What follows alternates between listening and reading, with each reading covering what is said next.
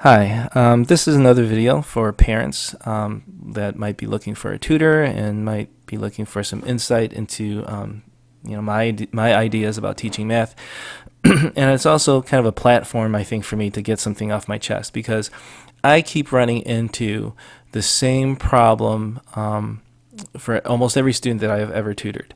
And I run across it all the time in my classroom.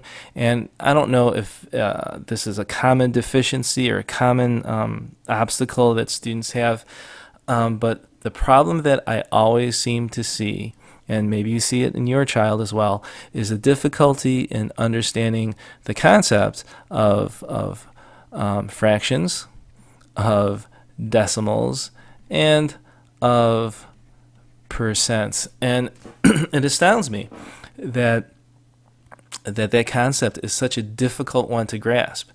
And in my opinion, it's a very, very important one because if you really don't understand what a fraction is, and if you and because of that, you don't understand the relationship of fractions to decimals and vice versa, decimals to fractions. And in turn, you don't know the correlation between fractions and decimals to percents. Then it's really a stumbling block.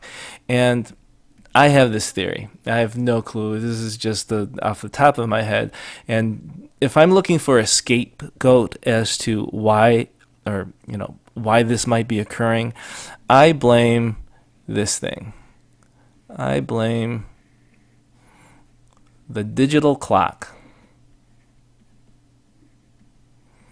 Because I can't tell you the number of students that have come into my classroom and they ask me what time it is, and maybe the digital clock is wrong, but on my wall I have the old-fashioned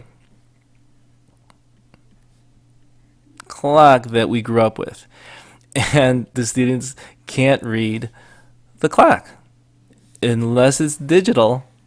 They don't know how to tell time. And I remember as a kid learning about how to tell time and learning about fractions using, the old-fashioned pie chart and understanding that, this was a half, this was a quarter, and so on. And so when I looked at a clock, I could tell that this was a quarter past the hour, and I could tell that this was, half past the hour.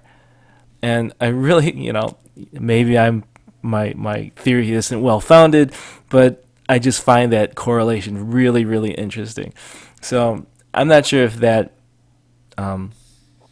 is consistent with your student, but if your student is having trouble in math, I would check their understanding of fractions, and its correlation to decimals and its relationship to percents.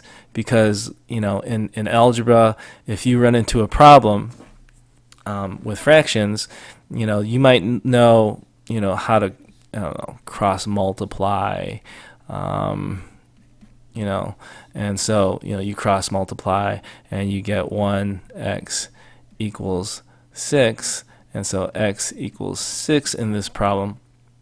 But you really don't know what's happening there. And you really don't know the process. And, at first glance, you should be able to just say, oh, x equals 6. But a lot of students, they'll just go through this cross multiplication process just because their teacher says, oh, yeah, you multiply two fractions, and, you're going to multiply this times this, and then you get the answer. Again, that's procedural. That's not number sense.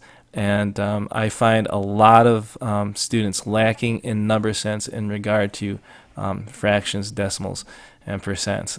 So hopefully your student doesn't have that problem, but I think it's a big problem that I keep seeing over and over and over again, and it really leads to problems in higher math. So thanks for listening, and thanks for hearing my vent.